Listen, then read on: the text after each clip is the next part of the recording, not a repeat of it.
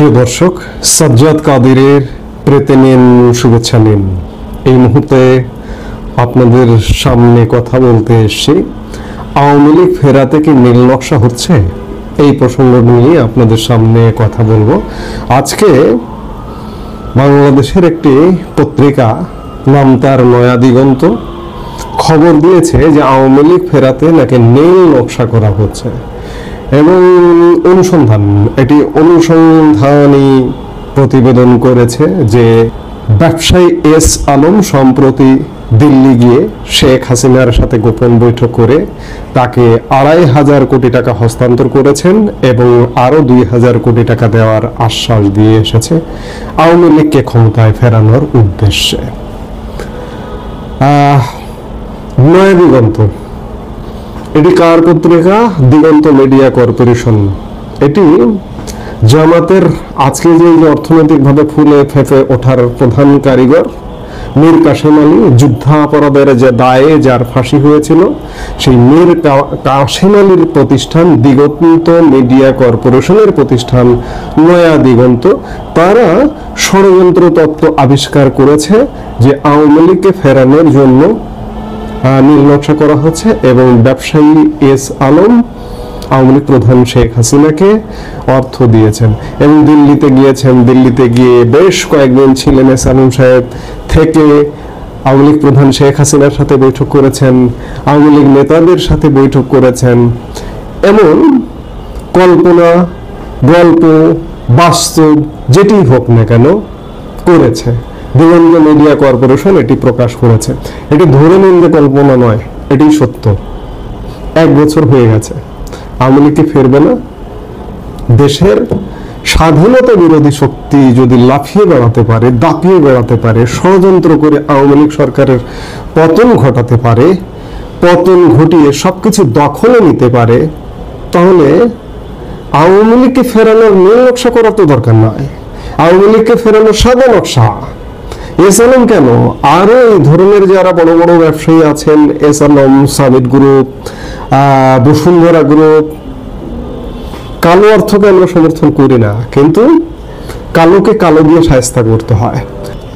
জুলাই আগস্টে আওয়ামী লীগ পতন ঘটানোর পেছনে বিপুল অর্থের লেনদেন আছে, অর্থের ব্যয় হয়েছে। সেই জায়গায় আওয়ামী লীগ স্বাভাবিকভাবে আবার ফিরে আসতে চাইবে। আমি তো বলবো যে আওয়ামী লীগ দেরি করে ফেলেছে, দেরি হয়ে গেছে যথেষ্ট। 1 বছর সময় দিয়েছে এই দখলদার সরকারকে, আরো আগে ব্যবস্থা নেওয়া উচিত ছিল। কারণ আওয়ামী লীগ যত দেরিতে ব্যবস্থা নিচ্ছে, যত দেরি করছে, যত ডিলে করছে, মানুষের জীবন বিপন্ন হচ্ছে, আমাদের স্বাধীনতা সার্বভৌমত্ব বিপন্ন হচ্ছে, আমাদের মুক্তিযুদ্ধের স্মৃতিচিহ্নগুলো ধ্বংস হয়ে যাচ্ছে। এভাবে যত ডিলে হবে, যত দেরি হবে, আরো ক্ষতি হবে। কাজেই নীল নকশা নয়, এই ধরনের নীল নকশা বলুন, সাদা নকশা বলুন, নকশা হচ্ছে এবং আওয়ামী লীগ ফিরতে হবে। আজকে এই বিষয়টি নিয়ে বিএনপি মহাসচিব মির্জা ফখরুল ইসলাম আলমগীর প্রেস ক্লাবের একটি অনুষ্ঠানে কথা বলেছেন যে আওয়ামী লীগ ফিরবার চেষ্টা করছে, তাদেরকে টাকা দেওয়া হচ্ছে, এ হচ্ছে, সে হচ্ছে। এগুলো বাস্তব কথা, এগুলো সত্য কথা। এ ধরনের পরিকল্পনা হচ্ছে।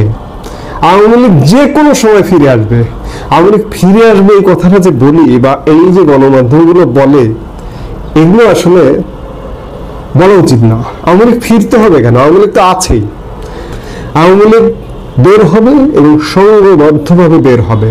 কারণ হচ্ছে, ভাই, আওয়ামী লীগ চলে গেছে। আওয়ামী লীগ চলে গিয়ে দেশের যে অবস্থা আপনারা করেছেন, সেটা একদম ভয়াবহ।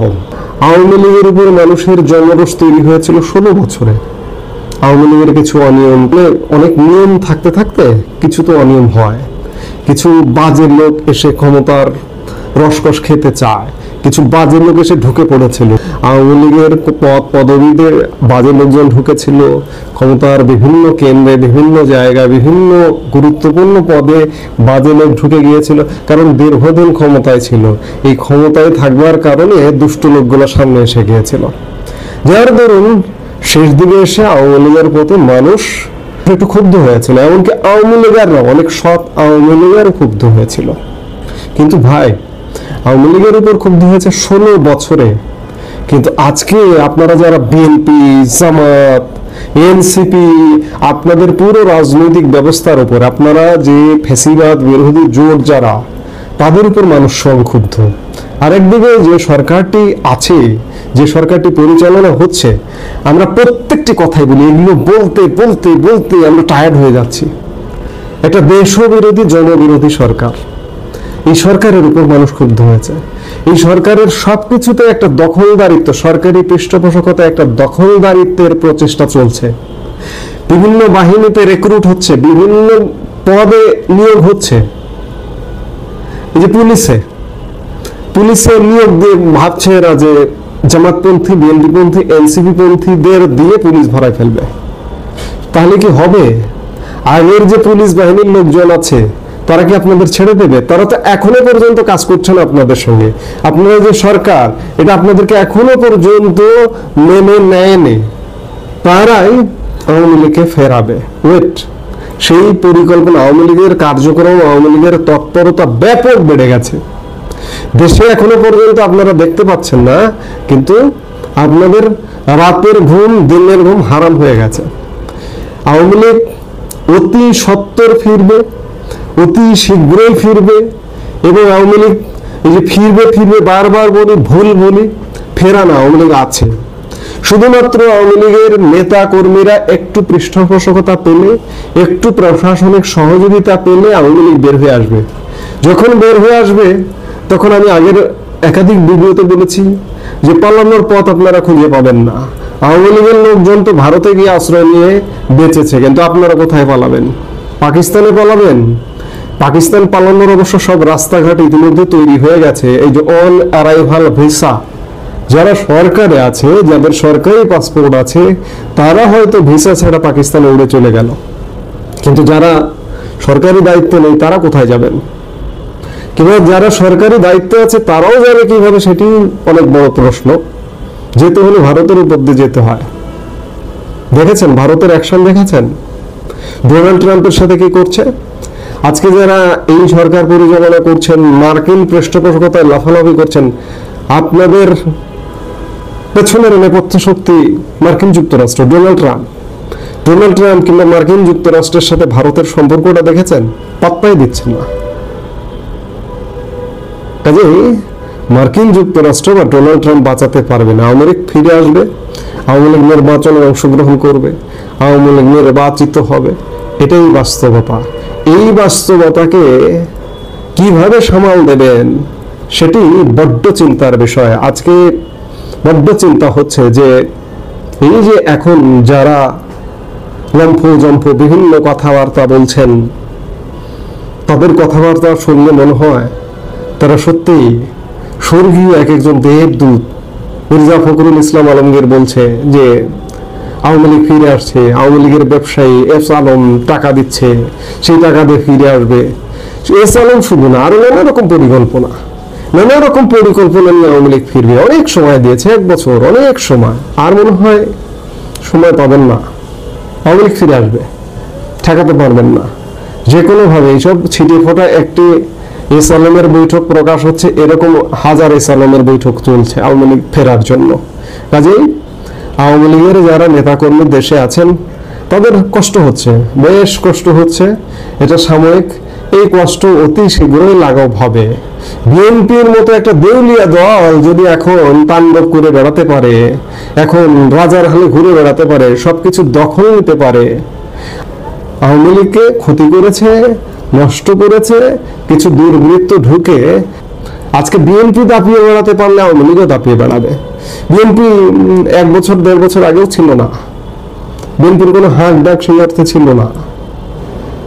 আওয়ামী লীগের এখন হাক ডাক, এই কঠিন সময়ে হাক ডাক যতটুকু আছে, এটি বিরাট।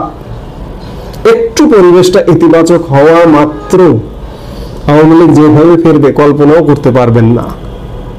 অনেকে হয়তো কল্পনা করছেন, এবং কল্পনা করে মাঝে মাঝে রাতের ঘুম ভেঙে মাঝরাতে জেগে উঠে বসে পড়ছেন।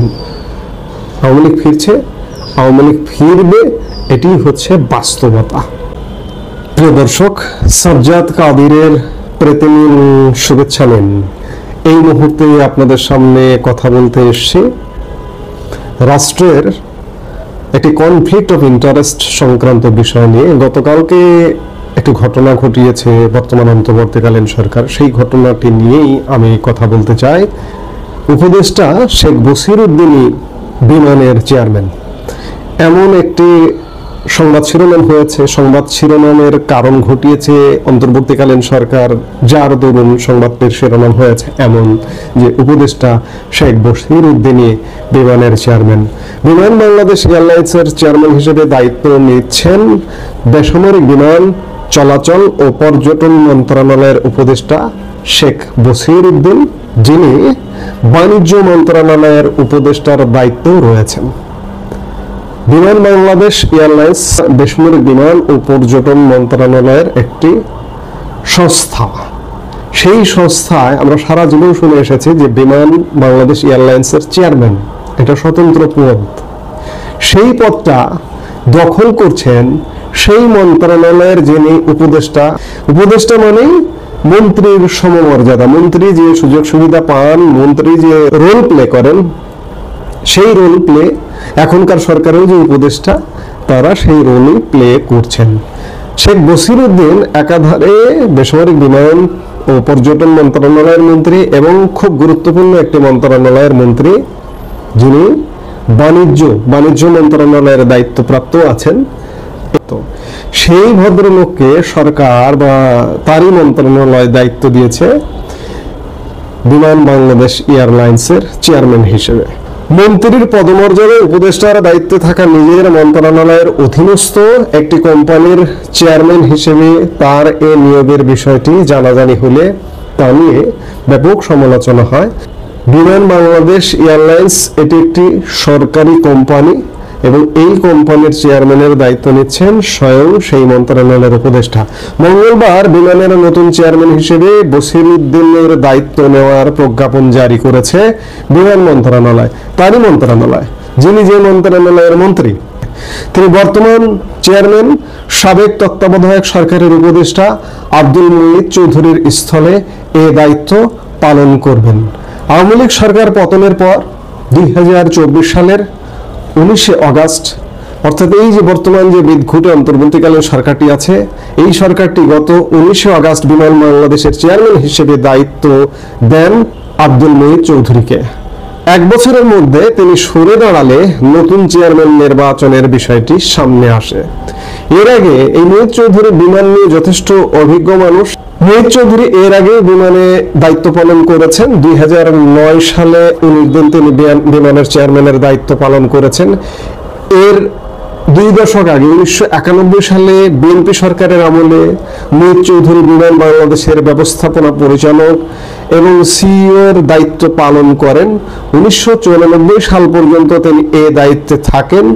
2001 সালে লতিফুর রহমানের নেতৃত্বাধীন তত্ত্বাবধায়ক সরকারের উপদেষ্টারও দায়িত্ব পালন করেন মুঈদ চৌধুরী। যাই হোক, মুঈদ চৌধুরী যেহেতু সর্বশেষ 2009 সালে 19 দিনের দায়িত্বপ্রাপ্ত, আবার 91 বিএনপির ক্ষমতাকালে কয়েক বছর বিমান বাংলাদেশ এয়ারলাইন্সের এমডি এবং সিইওর দায়িত্ব পালন করেছেন এবং 2001 সালে লতিফুর রহমানের তত্ত্বাবধায়ক সরকারের তিনি একজন উপদেষ্টা ছিলেন।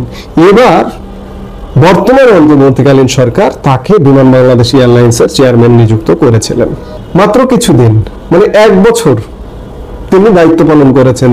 গত বছরের অগাস্টে, 19 অগাস্ট, এবছর অগাস্ট যাচ্ছে, অর্থাৎ 1 বছর অতিবাহিত হয়ে গেছে। 1 বছর অতিবাহিত হয়ে গেছে, মুঈদ চৌধুরী সরে যাচ্ছেন, কিংবা মুঈদ চৌধুরীকে সরিয়ে দেওয়ার প্রয়োজন হলো কেন, এই প্রশ্নগুলো সামনে আসে। এবং মুঈদ চৌধুরী ধরে নিলাম তিনি বয়স্ক মানুষ, শারীরিক কারণ বা যে কোনো কারণে তিনি সরে যেতে পারেন, কিন্তু সরে যে তার বিকল্প বিমানকে নিয়ে অভিজ্ঞ কাউকে কি খুঁজে পাওয়া গেল না? নাকি সরকারের দুর্বিসন্ধি পরিকল্পনা থেকে যিনি উপদেষ্টা, যিনি মন্ত্রী, তিনি বিমানের চেয়ারম্যানের দায়িত্ব নিলেন? ইতিমধ্যে আপনারা জানেন যে মার্কিন যুক্তরাষ্ট্রের সাথে 25টি বোয়িং বিমান ক্রয়ের একটি ক্রয়াদেশ দিয়েছে সরকার, এবং বিমান বাংলাদেশ এয়ারলাইন্স এটি জানেন না। বিমান চালাবে তো বিমান বাংলাদেশ এয়ারলাইন্স, বিমান বাংলাদেশ এয়ারলাইন্স চাহিদা দেবে যে আমার 10টা বিমান দরকার, 5টা বিমান দরকার।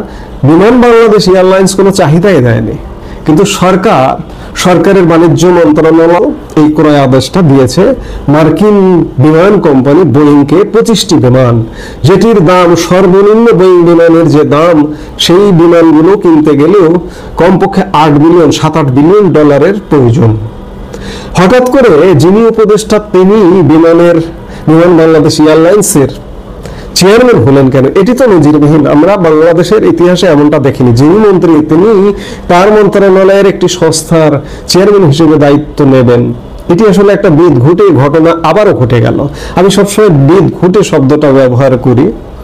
এই যে উপদেষ্টা, এমনিতেই তিনি বাণিজ্য মন্ত্রণালয়ের মতো গুরুত্বপূর্ণ মন্ত্রণালয়ের দায়িত্বপ্রাপ্ত, আরেকদিকে বিমান মন্ত্রণালয়, গুরুত্বপূর্ণ দুটি মন্ত্রণালয়, জানি না আরো মন্ত্রণালয় আছে কিনা তার সঙ্গে। এই গুরুত্বপূর্ণ মন্ত্রণালয়ের দায়িত্বে থাকা একজন মানুষ তারই মন্ত্রণালয়ের একটি সংস্থার, একটি কোম্পানির চেয়ারম্যান হলেন, এটি প্রশ্ন জাগে মনে। কারণটা কি? সরকার তো ইতিমধ্যে বোয়িংয়ের আদেশ দিয়েইছে, ওয়ার্ক অর্ডার দিয়ে দিয়েছে। এরপরে কি আরো কিছু আছে? এটা যাতে কোনো রকম ভাবে ভেস্তে না যায়, কিংবা আরো কোনো দুর্বিসন্ধি পরিকল্পনা থেকে সবকিছু নিজের হাতে রাখলেন কি? এই শেখ বসিরউদ্দিন সেই মানুষ যিনি মার্কিন যুক্তরাষ্ট্রের সাথে সাম্প্রতিক যে শুল্ক সমঝোতা, সেই শুল্ক সমঝোতার সঙ্গে পুরোপুরি প্রথম থেকে শেষ পর্যন্ত আছেন, এবং তারই ভাষাতে একটি কথা কদিন আগে তিনি বলেছিলেন যে নন ডিসক্লোজার চুক্তি, মার্কিন যুক্তরাষ্ট্রের সাথে এমন একটি চুক্তি করা হয়েছে যে চুক্তি জনসম্মুখে প্রকাশ করা যাবে না। এই চুক্তির আড়ালে পেছনে কি আছে? এক হাতে সব দায়িত্ব রাখা, এজন্য যে যাতে নিজের দেশের স্বার্থ বিকিয়ে দেওয়া যায়, এমনটা কি? আমরা প্রশ্ন করছি, আমরা নাগরিক সমাজ থেকে প্রশ্ন করছি, প্রশ্ন করব। আচ্ছা দেখুন, অনেক কিছু প্রশ্নবিদ্ধ অনেক বিষয় সামনে আসছে। শেখ বসিরউদ্দিন বিমান নিয়ে কোনো অভিজ্ঞতা নেই, তিনি একজন ব্যবসায়ী, নিতান্তই ব্যবসায়ী। আকিজ গ্রুপের, আকিজ বসির গ্রুপ তার এখন হয়তো গ্রুপ, আকিজ গ্রুপের নাম আপনারা জানেন, এবং তারা মূলত তার বাবা ব্যবসায়ী, তার বাবার সূত্র ধরে উত্তরাধিকার সূত্রে শেখ বসিরউদ্দিন ব্যবসায়ী। তার এক ভাই শেখ আফিলউদ্দিন আওয়ামী লীগের এমপি ছিলেন, আওয়ামী লীগের এমপি আর এক ভাই হলেন এই অন্তর্বর্তীকালীন সরকারের উপদেষ্টা। কিসের বিনিময়ে? নেপথ্যে থেকে কিছু আছে, অর্থ। আপনারা 2-1 দিন ধরে দেখছেন যে উপদেষ্টা পদটাও বিক্রি হয়েছে। দু একটা আলামত আপনারা দেখছেন। বাংলাভিশন একটি অনুসন্ধানের রিপোর্ট করেছে, যে রিপোর্টে একজন চিকিৎসক 200 কোটি টাকা দিয়েছে সমন্বয়কদেরকে, এমন রিপোর্টও সামনে এসছে। এই শেখ বসিরউদ্দিন নাকি যেহেতু ব্যবসায়ী 200 কোটি টাকা দিয়ে কি উপদেষ্টা পদটা বাকিয়ে নিয়েছেন? এমন নানা প্রশ্ন সামনে দেখা দিচ্ছে এবং সামনে আসছে। কারণটা হচ্ছে কনফ্লিক্ট অফ ইন্টারেস্টের মতো ঘটনা ঘটালেন, যে তারই মন্ত্রণালয়ের একটি কোম্পানির চেয়ারম্যানের দায়িত্ব কেন নেবেন তিনি? এই কর্মকাণ্ডগুলা প্রশ্ন জাগায় মানুষের মনে।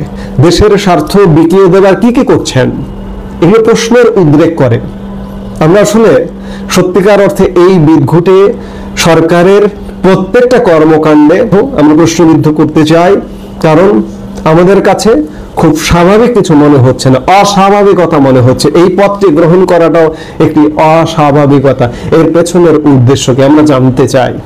নিশ্চয়ই আমরা জানতে পারবো, দেখতে পারবো সামনে কি ঘটতে যাচ্ছে, আমরা নিশ্চয়ই দেখব এবং কাঠগড়ায় দাঁড় করাবো। এই মুহূর্তে এ পর্যন্ত। সবাই ভালো থাকুন, সুস্থ থাকুন।